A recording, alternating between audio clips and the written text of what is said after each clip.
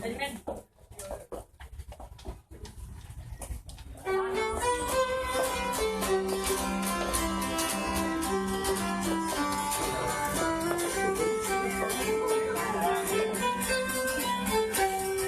μας πει που θα βρει.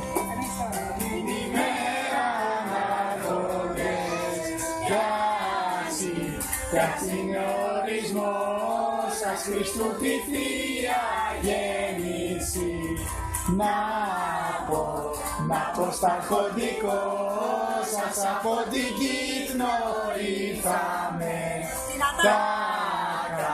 Τα καλάντα να πούμε στον Υπουργό Εργασίας μας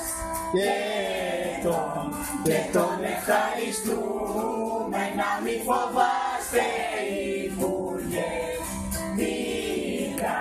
Την καταιγίδα απόξω μετά την πόρα έρχεται πάντα το ουράνιο τόξο και σε λιμάνια θα οδηγεί που είναι πολύ μεγάλα το πλοίο πόλη είμαστε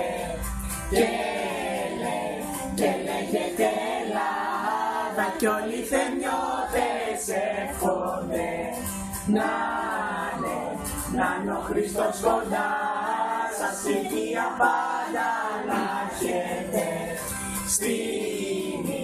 στην οικογένειά σας κοντά να είστε στα θέμια με δύναμη και αξία μαζί θα πολεμήσουμε φτώχεια και ανεργία και εμείς αθέμιωτοπούλα δίσα λουλιά σκρινάκια σας προσταλούμε στα θέμια κι ας είμαστε παιδάκια μας σαν παιδιά ερχόμαστε με ζήματα μεγάλα δεν να μας έχει όλους καλά. Η Παναγιά καλά και του χρόνου